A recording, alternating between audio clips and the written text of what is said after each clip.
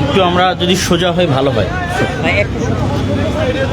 আসসালামু আলাইকুম ওয়া রাহমাতুল্লাহি ওয়া বারাকাতুহু। আলহামদুলিল্লাহি ওয়াহদাহু ওয়াস সালাতু ওয়াস সালামু আলা মান লা নাবিয়্যা বা'দাহু। প্রশংসা আল্লাহর, শান্তি অবতীর্ণ হোক মুহাম্মদ সাল্লাল্লাহু আলাইহি ওয়াসাল্লামের প্রতি।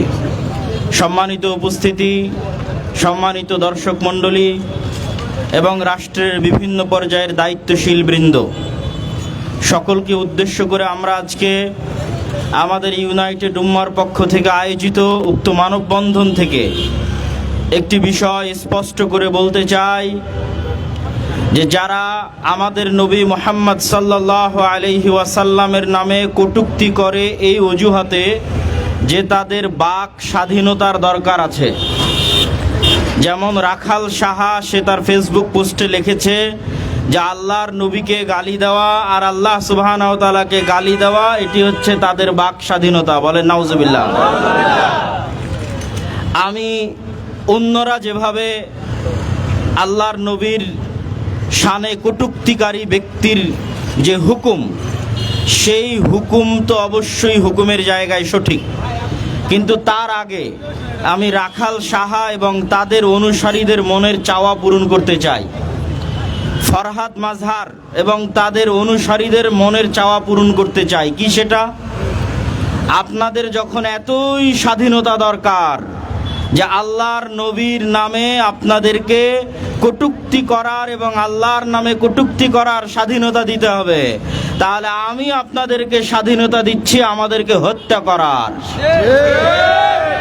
বাংলাদেশের 16 কোটি মুসলমান আল্লাহর নবীর সম্মানের জন্য নিহত হতে প্রস্তুত না প্রস্তুত নয়? বাংলাদেশের 3 থেকে 3.5 কোটি আহলে হাদিস আল্লাহর নবীর সম্মানের জন্য শহীদ হতে প্রস্তুত না প্রস্তুত নয়? তো আমি রাখাল সাহাদের বলতে চাই, আল্লাহর নবীর নামে কটূক্তি করার পূর্বে তোমাদের ট্যাঙ্ক, তোমাদের বোমা, তোমাদের গুলি দিয়ে আমাদের হত্যা করো। আমাদের হত্যা করার স্বাধীনতা তোমাদের দিয়ে দিলাম, যাও। বাংলাদেশের 16 কোটি মানুষকে হত্যা করার পর আল্লাহর নবীর নামে কটূক্তি করার সাহস দেখাতে হবে। আর বাংলাদেশে একজন মুসলমান বেঁচে থাকবে, একজন আহলে হাদিস সালাফি বেঁচে থাকবে, আর তোমরা কটূক্তি করবে, এটি হতে দেওয়া যাবে না। রাখাল সাহাকে আরো একটা স্বাধীনতা দেই। রাখাল সাহা এবং ফরহাদ মাজহার যাদের এতই বাক স্বাধীনতার দরকার, তোমরা যদি বীর পুরুষ হও, কাপুরুষ যদি না হয়ে থাকো, মায়ের সন্তান যদি হয়ে থাকো, তো ভারতে বসবাসরত কয়েকশো কোটি হিন্দুদের যারা সম্মানিত দেব দেবী আছে, কালী আছে, দুর্গা আছে, ভগবান আছে, এতই যখন বীর পুরুষ, তো ভারতের হিন্দুদের দেব দেবীদের নিয়ে কটূক্তি করার বাক স্বাধীনতা তোমার মনে জাগে না? এই কাপুরুষ, এতই যখন বাক স্বাধীনতার দরকার, তো হিন্দুদের দেব দেবী নিয়ে কটূক্তি করার সাহস কেন দেখাস না? আজ মুসলমানেরা অসহায়, ইসলাম অসহায়, তাই তোমার বাক স্বাধীনতা শুধু আমার নবীর বিরুদ্ধে প্রয়োগ করা লাগে, আমার আল্লাহর বিরুদ্ধে প্রয়োগ করা লাগে। ঠিক তোমার এই বাক স্বাধীনতায় তুমি যদি সত্যিকার বাক স্বাধীনতার দাবিদার হও, তো চলো বাদ দিলাম ভারতের হিন্দুদের দেবদেবীর কথা, বাদ দিলাম। তোমার কলমের স্বাধীনতা আমি আব্দুল্লাহ বিন আব্দুর রাজ্জাক দিচ্ছি, ফরহাদ মাজহারের কলমের স্বাধীনতা আর রাখাল সাহার কলমের স্বাধীনতা। সাহস থাকলে নরেন্দ্র মোদীর বিরুদ্ধে এরকম কটূক্তি করো দেখি। সাহস থাকলে ডক্টর ইউনূসের বিরুদ্ধে এরকম কটূক্তি করো দেখি। সাহস থাকলে শেখ মুজিবুর রহমান, জিয়াউর রহমানের বিরুদ্ধে এরকম কটূক্তি করো দেখি। কিন্তু তাদের বিরুদ্ধে কটূক্তি করার সময় তোমার স্বাধীনতা থাকে না। আর অসহায় মুসলমান, অসহায় ইসলাম আর অসহায় মুসলমানের নবীর বিরুদ্ধে কটূক্তি করার সময় তোমাদের স্বাধীনতা জেগে ওঠে। শোনো, মুসলমানদের অন্তরের অনুভূতি তোমাদেরকে আজকে জানিয়ে দিতে চাই। এই যে যাদের নাম উচ্চারণ করলাম, এই রকম দেশের এবং বিদেশের যারা বড় বড় শাসক আছে, যাদের বিরুদ্ধে কটূক্তি করতে তোমাদের বুক কাঁপবে, এরকম হাজারো লাখো কোটি শাসককে আমরা আল্লাহর নবীর সম্মানের বিনিময়ে আমাদের পায়ের জুতার সমানও মূল্য দিতে দ্বিধাবোধ করি না। এটি তোমাদেরকে স্পষ্ট করে জানিয়ে দিতে চাই, যেই সরকার আমার নবী মুহাম্মদ সাল্লাল্লাহু আলাইহি ওয়াসাল্লামের সম্মান রক্ষা করতে পারবে না, ওই সরকার আমরা মানি না।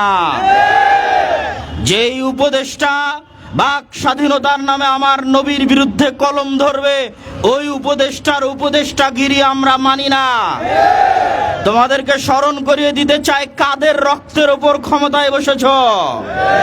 কাদের রক্তের উপর এই দেশ স্বাধীন হয়েছে? ইতিহাস ভুলে গেছো?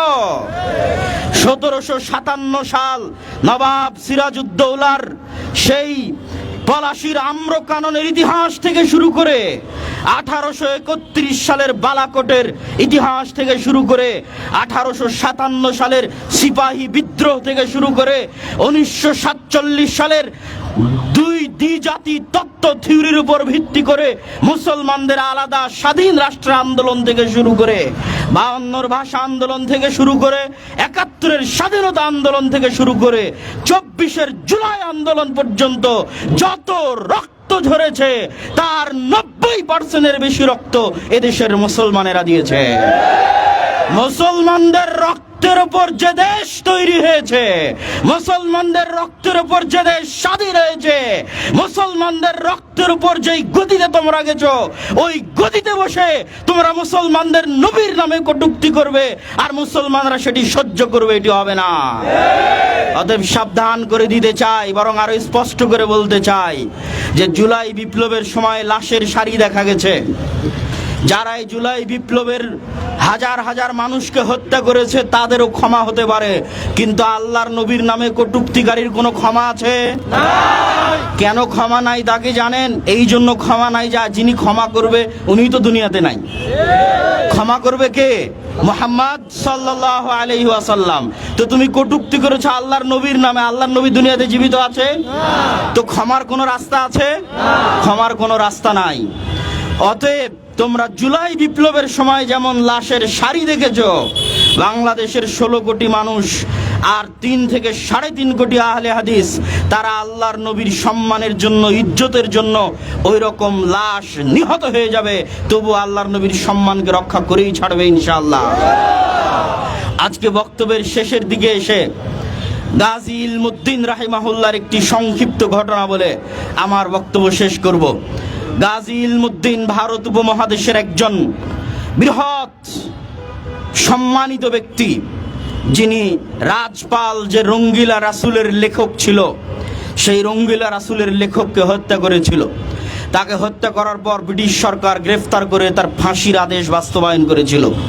যখন ইলমুদ্দিনের ফাঁসির আদেশ দেওয়া হয়, তখন ইলমুদ্দিনের পক্ষে মামলা লড়ার জন্য কায়েদে আজম মোহাম্মদ আলী জিন্নাহ তিনি উকিল হিসেবে সেই মামলার দায়িত্ব গ্রহণ করেন। আর ফাঁসি বাস্তবায়ন হওয়ার পর তার লাশের জানাজা করতে দেওয়া হয়নি, মাটিতে দাফন করে দেওয়া হয়েছিল।